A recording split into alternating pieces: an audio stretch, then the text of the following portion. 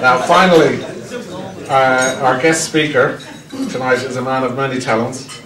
Comedian, actor, writer, one of our most famous sons, who left the school in 1983, part of the famous après-match team, and in the words of Cooke.m4v, not a good guy, but a great guy. So show your appreciation to Gary Cooke.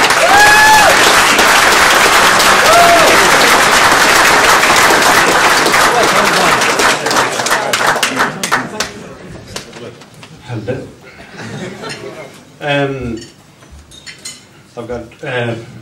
I've got more notes than I ever did when I was actually in the school here. So I won't surprise the teachers.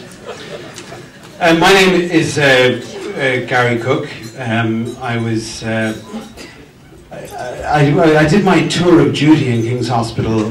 Not that it was like a racket or anything like that, but I did my tour of duty in 1977 to 1983.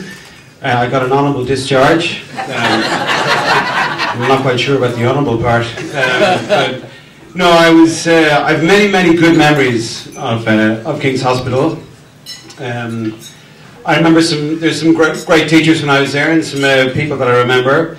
And for good or for bad, you have good days and you have bad days with your teachers. But I had many good days, and one person I want to honour before I go on is a man who I liked hugely. He's a great human being, great teacher, and just a real great person, Robert Whiteside.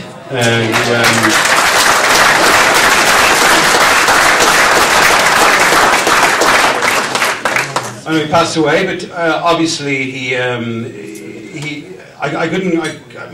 really screwed up in relation to Robert's nickname, Wobbler.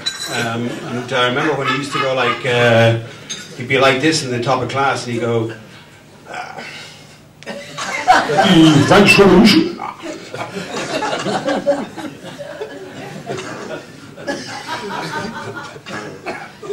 The French Revolution. And then after about 4 years, I said to my brother, why is he called Wobbler? That's why I wasn't ever honoured in Charter Day, I think, probably wisely, I have to say.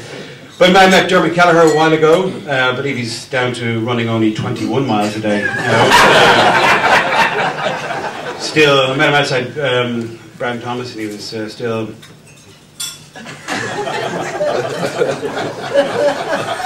You know, I try to, whenever before I go on TV or whatever, and you kind of realise there's incredibly unflattering angles that you might have because one is only 2 to 3 to 4 stone overweight, but you kind of think, Gallagher.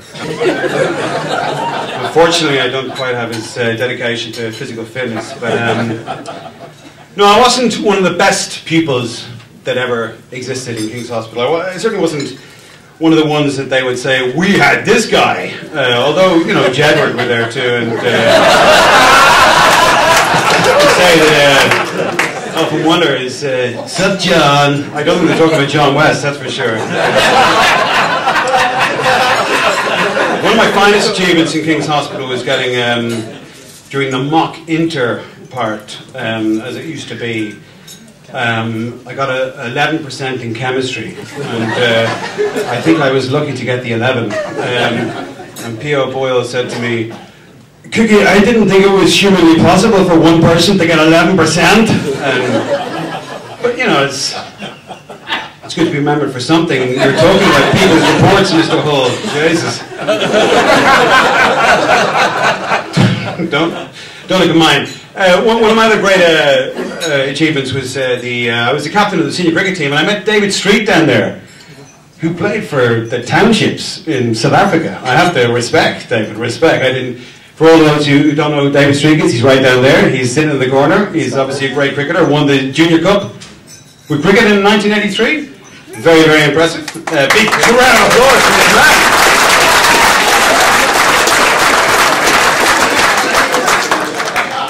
And I was the captain of the senior cup team. I think when he was in first year, I managed not to make it through to the photograph I missed the photograph, the senior cup team photograph, and I realised that I had transgressed quite significantly, and I met John West, who'd been, he's part of my rehabilitation, because I hadn't done quite so well for a while, but then was captain of the senior cup team, and John West was my friend, and he still is, but for a brief moment in time he wasn't.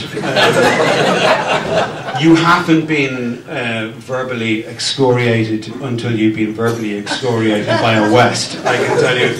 I think all the people will know this who were in King's Hospital. I think the words went something like, "Where the bloody hell were you, Cookie?" Something like that, and I think I got the general gist of what he was talking about. I think it kind of went, the words sloppy, unreliable, and idiot. Personally, I would have gone a lot further, I have to say. But he, no, it was unlike I try to have a few sort of moments of, you know, justification of my big fuck up. But unlike Amanda Knox, I knew I was guilty. I definitely wasn't there, I have to say. Bit dodgy, bit of topicality. The man's just turned his back at me. He's kind of, "Are you a fan of Amanda Knox?" Sorry, no, I'm sorry, I didn't be there at all. This was Sky News. Also, the biggest distinction was not getting caught smoking in the R Room Jacks for 6 years in a row, which I think was pretty impressive. Obviously, Mr. Michael Hall is now the headmaster, and good luck to you, Michael. I know it's not an easy position to take on in a school of such kind of history and such, you know, cliques. I didn't say that word. But I remember when I was in school, we had Mr. McGahey, who to some people is just some guy who was once president or once headmaster of the school. To me and to everybody in this room, whoever came across to his presence, I think the only word I would use to describe him is God. I think as he was. I particularly liked his style in when he was doing chapel. He'd be there kind of going, "Verily, verily, I say unto you, the Lord Jesus Christ said to, Cook, what are you doing?" Without breaking stride, he'd come up and he'd go, "And the Jews said to the Israelites, poof, get thee out of chapel, poof." Great, you know, it's his George Webb #9s. They graced my arse a few times. And, I like those days. They were good days for everybody. Let's face it. A little bit of corporal punishment is not a bad thing, you know, a bit, you know. Now we live in a PC world where you can't do anything to anybody, you know. I remember Christy O'Grady with his double knuckle. You remember that man? At least I learned the word Umadon anyway. I knew what that meant. You know, smacked right upon me. I've still got a dint here whenever I just tap into Christy. "Hi, Christy, can we talk? Can we talk?" PC's everywhere. I can imagine it's more difficult in chapel now with Peter Campion. I must say, Peter, you're kind of looking like an 80s rock star to me.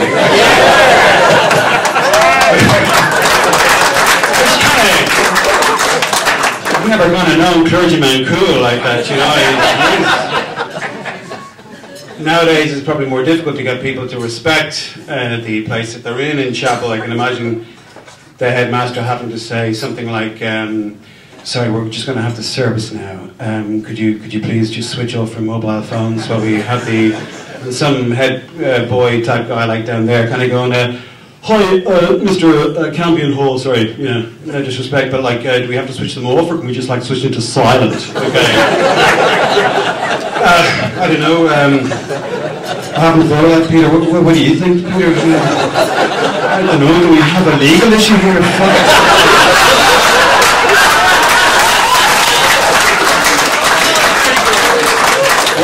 Where is Mr. McGahey when you need him?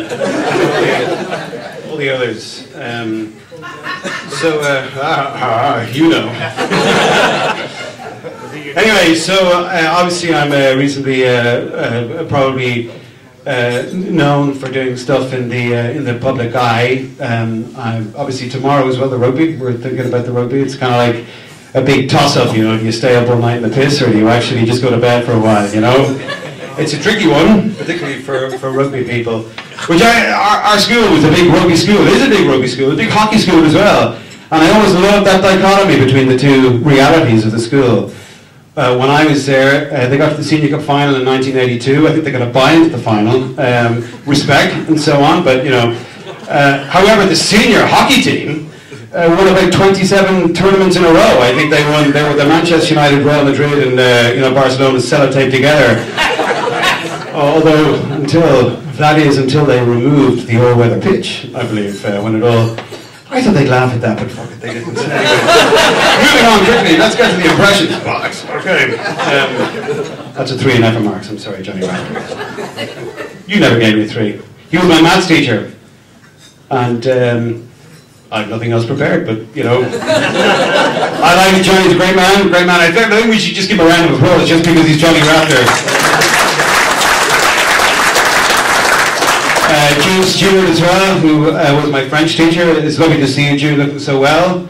Nothing's changed. There, and Johnny Hubbard, nothing's changed there too. Except the shaved head, which I like, and the dedication to Arsene Wenger's Arsenal. I think it's... So, obviously I'm kind of known in respect for football related stuff. So, what I really would like is to have the... I mean, if you say hello, hi, how's it going? Are you called Cecil? You are. You met my dad, I believe. It's a achievement. You're already asleep. Jesus. No, I want to say I didn't go to the King's Hospital School. I didn't. I grew up in Drumcondra. It was a poor place. It was rough. In fact, it was so rough that the Jehovah's Witness used to knock on the door and tell us to fuck off.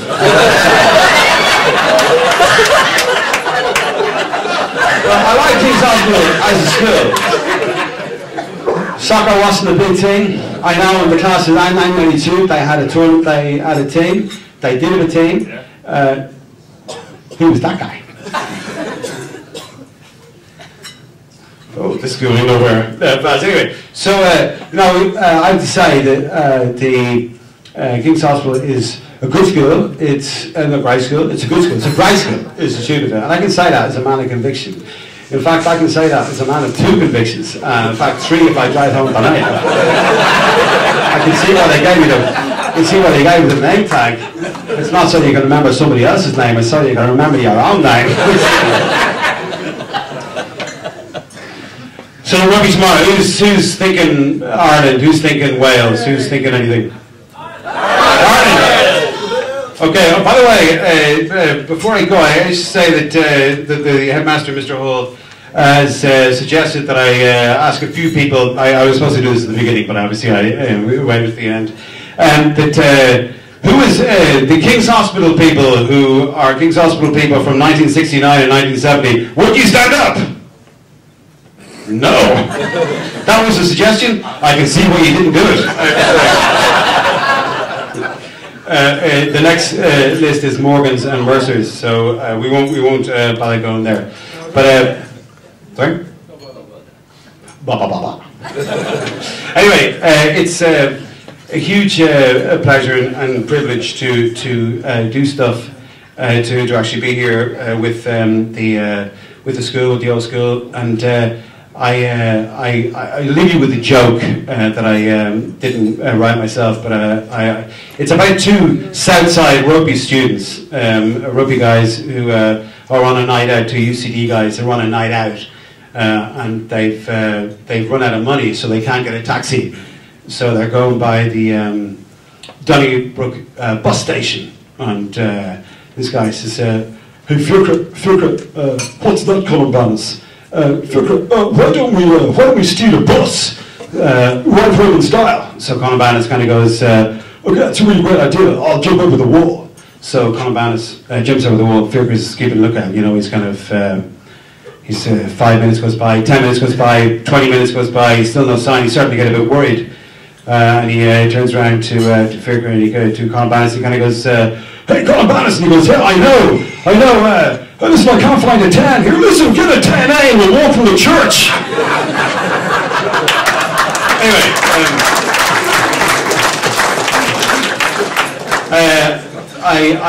as I say, I had a... Yes, I believe so, sir.